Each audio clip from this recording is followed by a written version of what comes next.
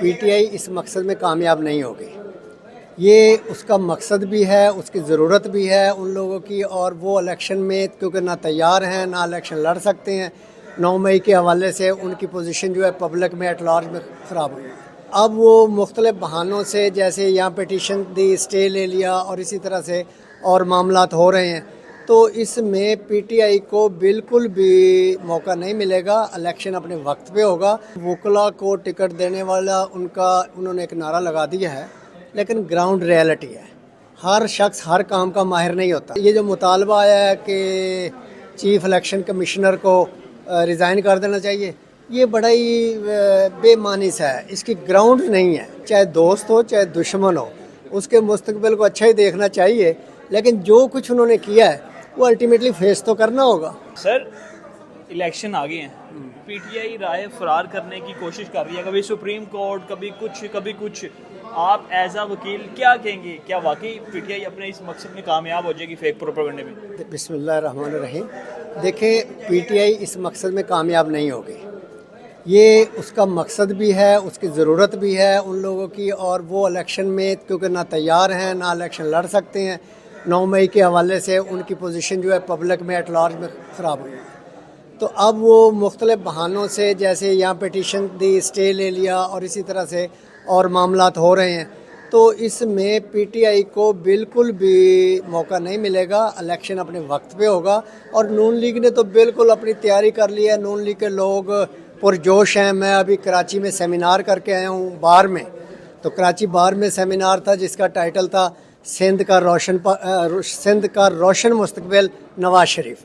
तो अब मियाँ नवाज शरीफ की चाहत सिंध में भी बहुत बढ़ गई है, और वहाँ पे भी इंशाल्लाह पार्टी अच्छा रिजल्ट देगी।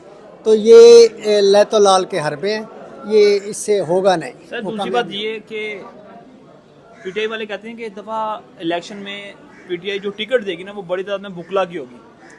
क्या कहेंगे, वकला को टिकट देने से पीटीआई जीतेगी सीट्स? नहीं, देखें, वकला को टिकट देने वाला उन्होंने एक नारा लगा दिया है, लेकिन ग्राउंड रियलिटी है, हर शख्स हर काम का माहिर नहीं होता। वकील बहुत अच्छे वकील होते हैं, लेकिन ज़रूरी नहीं कि वो सियासतदान उस जगह पे इतने अच्छे हों, पब्लिक में उनकी इंटरेक्शन हो, पब्लिक में वो वोटरों के साथ खुशी गमी में जाते हों।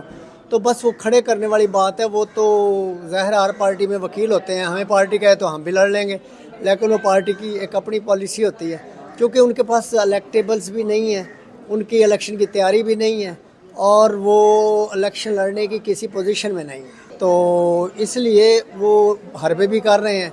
और ये जो मुतालबा आया है कि चीफ इलेक्शन कमिश्नर को रिज़ाइन कर देना चाहिए, ये बड़ा ही बेमानी सा है, इसकी ग्राउंड नहीं है।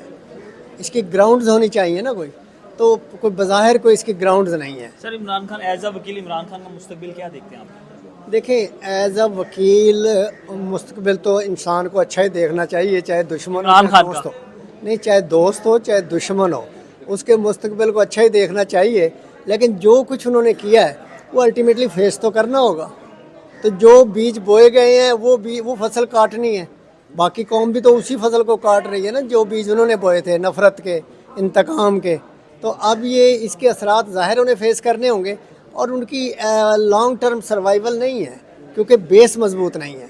बेस ये होती है, मियां नवाज शरीफ साहब की इस पहले दिन से चली आ रही थी, और वो खड़े रहे और चलते रहे और चलते रहे, और आवाम को पता है कि जैसे ही नवाज शरीफ आएंगे बिज़नेस चल पड़ेगा, जैसे ही नवाज शरीफ आएंगे अपना अमन व अमान बेहतर हो जाएगा, उनके आने से इंपोर्ट एक्सपोर्ट बेहतर हो जाएगी, कारखाने चल पड़ेंगे, और जो मसाइल हैं वो भी दूर होंगे, महंगाई भी कम होगी, डॉलर नीचे आएगा।